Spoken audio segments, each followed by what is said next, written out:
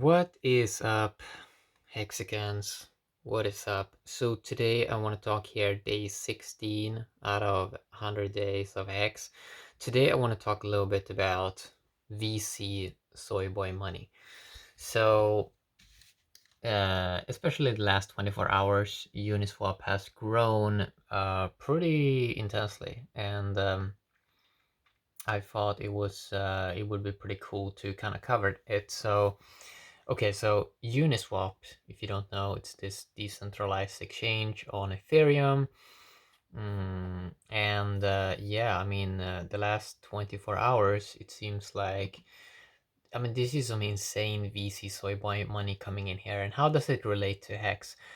Well, uh, so if you don't know, or of course you know, a Hex is a smart contract on top of Ethereum, which mean and it's Hex popularized Uniswap basically.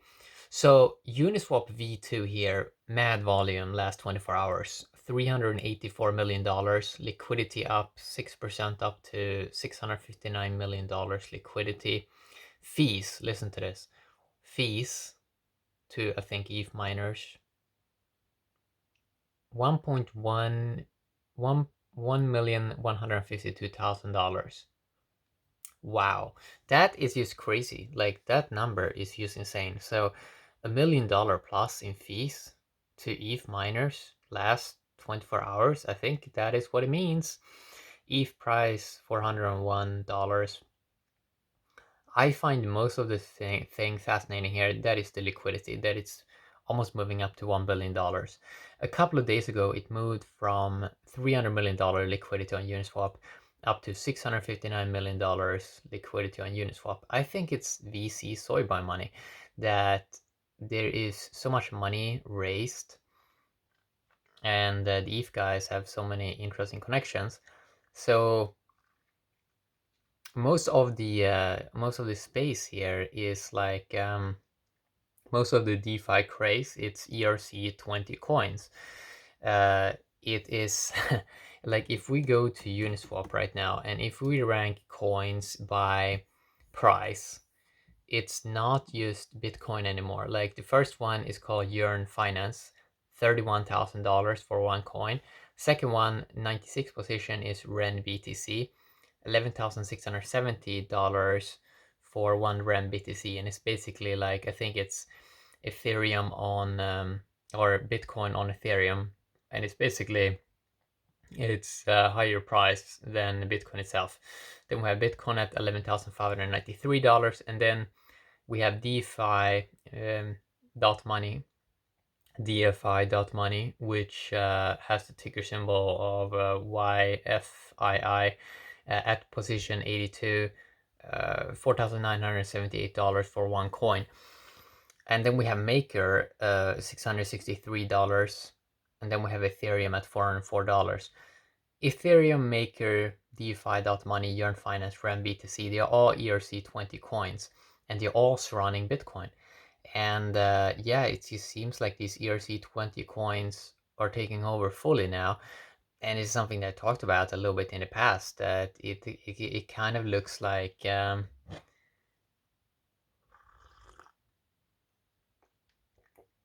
mean, it kind of looks like it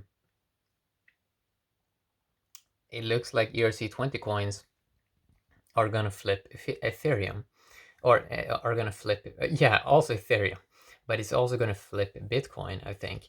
And that's just something that's really, really fascinating, right? Because Hex is an ERC20 coin, and it's kind of designed better, and it has more fundamentals.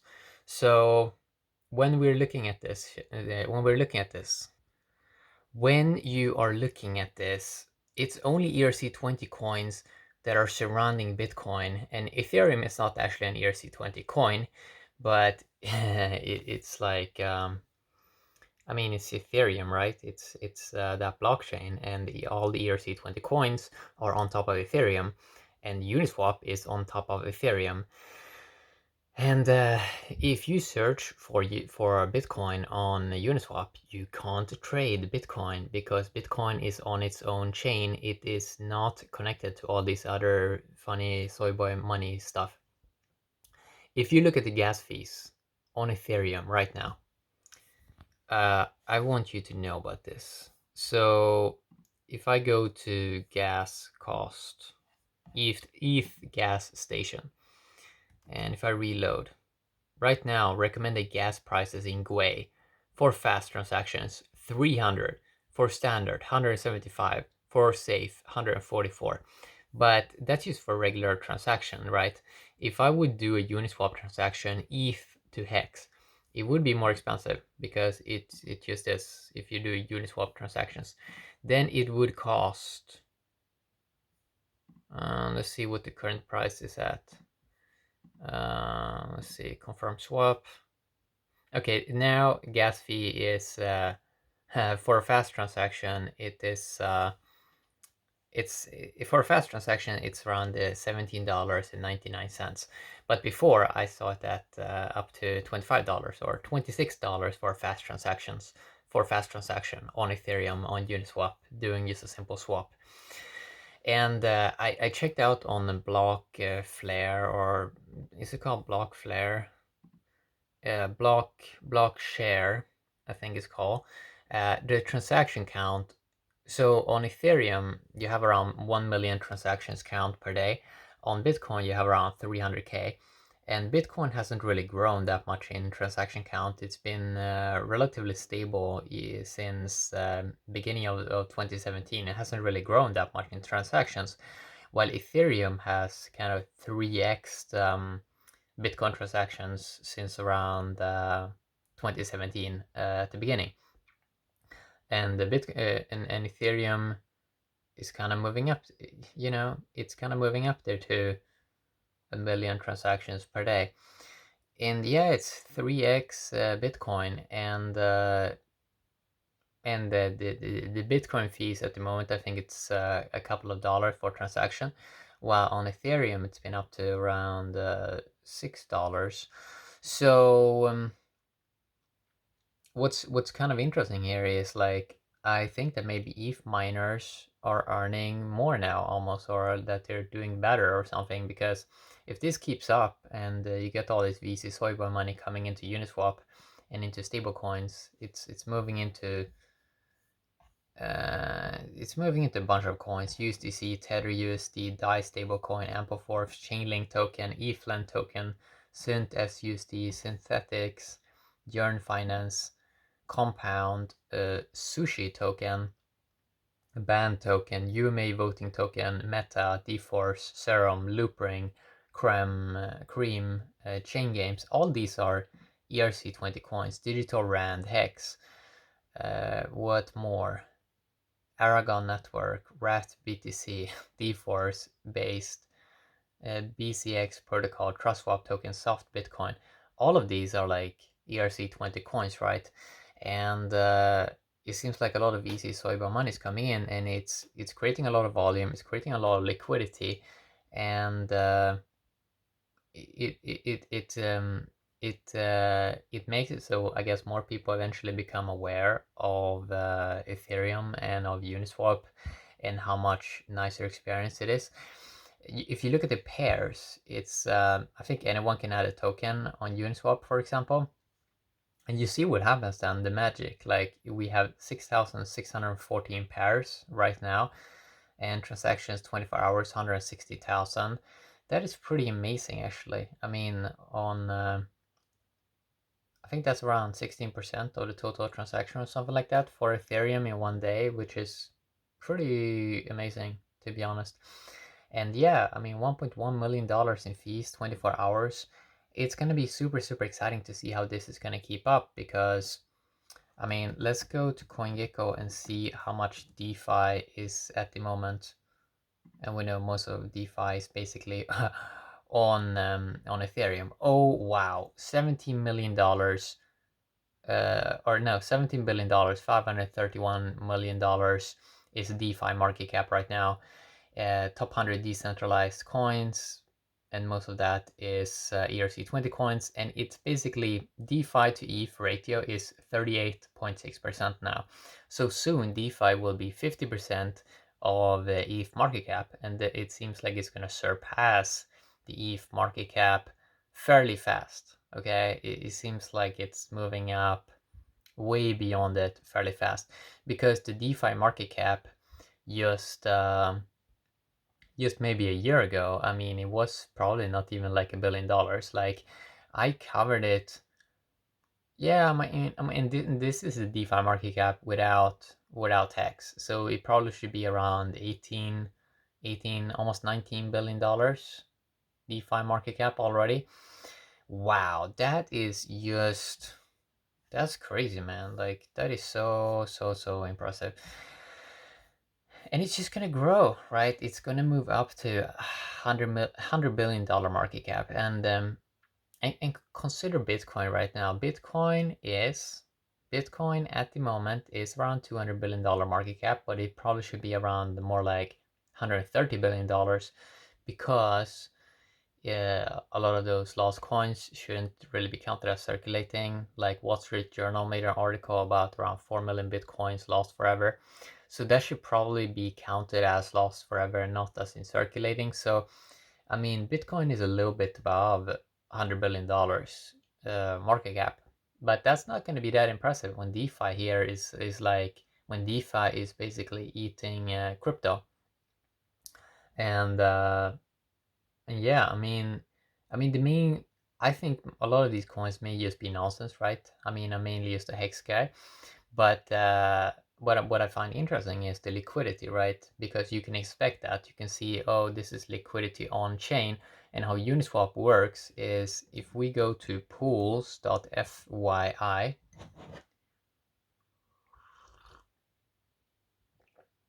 So if we see the top 10 liquidity pools at the moment, especially if we look at the stable coins, it is $874 million at the moment.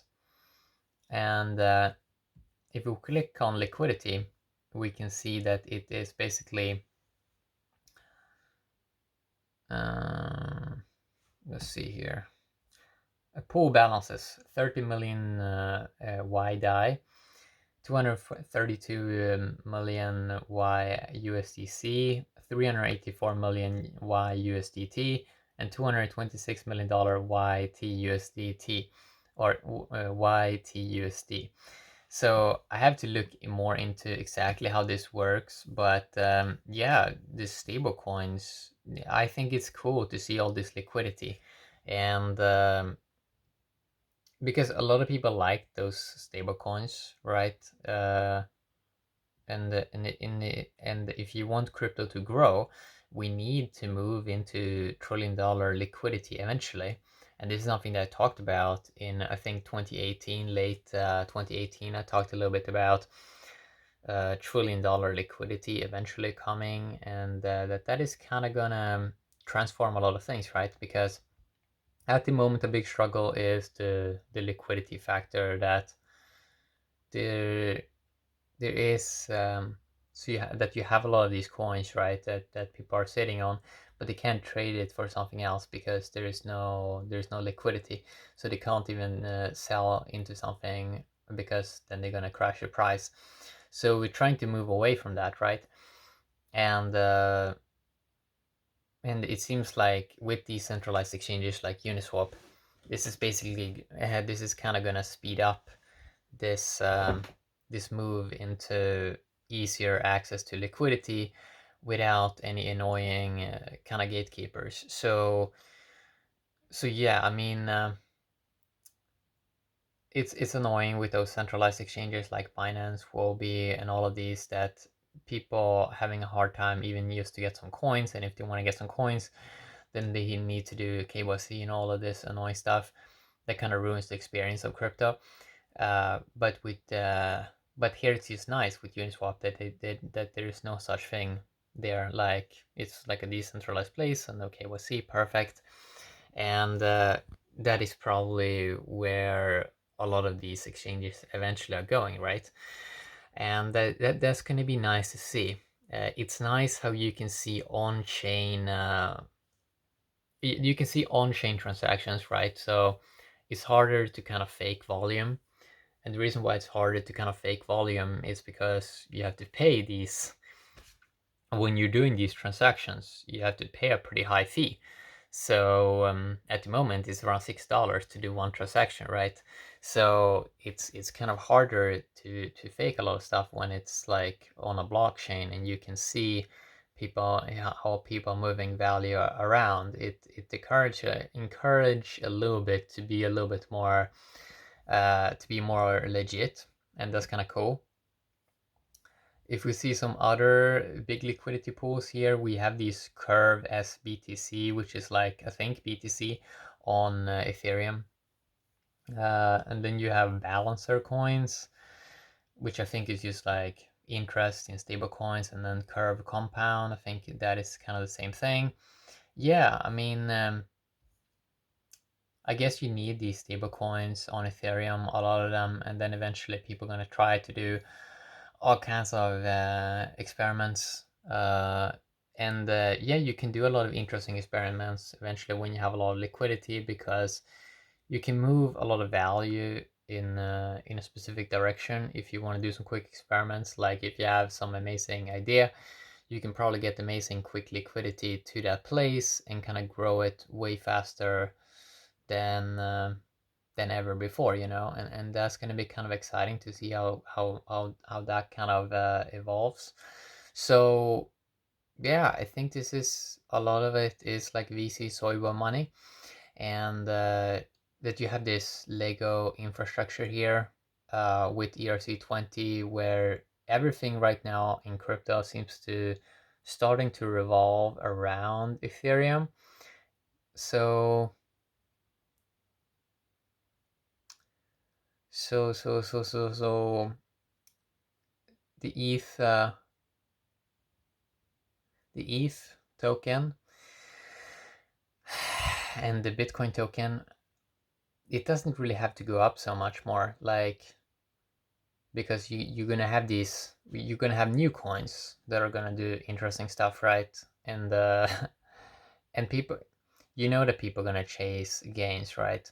So with HEX, for example, we kind of made a system where people don't have to kind of chase gains as much, because, well, they're just learning to get more shares, right? And if you want to get like 3x the shares, the only way you can get it is to stake longer, like 10 years. So for hexagons, it's like they are trying to see the gains they get in like shares and the ownership in the network. That is like what they are looking at, because they want to get like, yeah, they want to get as many shares as possible,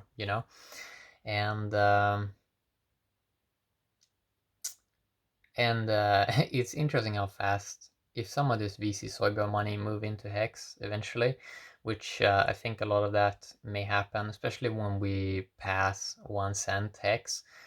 I mean, when you pass 1 cent Hex, I think that's gonna draw some, or a lot of attention, and I think there eventually is gonna be some buyers, but who knows? Everything can go to zero. It's like, but I think that 1 cent is one of those key areas that's gonna be interesting to kind of see, because Hex is designed for like the long term, Um, at the moment we're around a 3x away from 1 cent.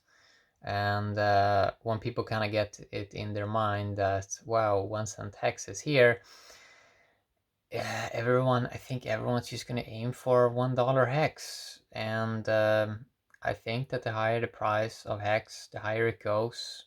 I think it's going to draw more attention and more value flow coming into the system. Because as it has been explained by other smarter people than me, what's interesting here with Uniswap and how Hex work with Uniswap is like, you put in liquidity in the system, right? So ETH becomes more scarce, because if you are buying Hex, your ETH, if you're buying Hex with Ethereum, in Uniswap, your Ethereum sits there as liquidity, unless someone removes kind of that liquidity. But it kind of, in a way, takes away Ethereum from the market and kind of makes Ethereum more scarce. So it's going to be interesting to see that kind of thing play out, and especially if Ethereum moves up to 1K. Yeah, I mean, I think that's one of those interesting levels, because at the moment, Ethereum and, as I said, Hex at 1 cent. I think these are very interesting levels, because when people see Ethereum at one or at 1K per one ETH, they're probably gonna see it as the same level as Bitcoin, because then it's just like, and if you would see like Bitcoin, if you would see some of those big Bitcoiners moving more value into Ethereum or some ERC20 coins to get more mad gains, maybe Bitcoin again sinks to around 5K, and it doesn't look as good for Bitcoin then, because now we have these churn finance coins that is worth like 30K, and it looks like they're kind of gonna surpass a lot of these coins on ERC20 coins. It looks like they're gonna have better brands and kind of surpass the Bitcoin, and they're gonna have bigger numbers, like 30,000. Like, we haven't even seen BTC have that like big number right next to it. And of course it is because Yearn Finance has less coins, but still, it's still this psychological effect where people are starting to consider, well, it doesn't look like this BTC to 100K is gonna happen, so why not just like do some ERC20 coins instead? Yeah, that's probably how many people are gonna start to consider it, and it's just nicer to have, yeah, faster access to other coins. Like in ERC20 guy, with Uniswap, they have access to all these other coins that they quickly can move into. But if you hold Bitcoin, you have to use like usually centralized exchanges, and you have to move your Bitcoin from one chain to Ethereum or something, where all the fun happens. What I'm trying to say here is like, yeah, if you just want to move Bitcoin to like a stable coin or something like that, it's very hard, because you need to use like these middlemen, and that's what we're trying to get away from in crypto, because it's kind of annoying, you know. So yeah, day 17 out of 100 days of Hex. Interesting to see all these VC Soy Boy Money moving around. Yeah, have a great day, YouTube and Hexkins.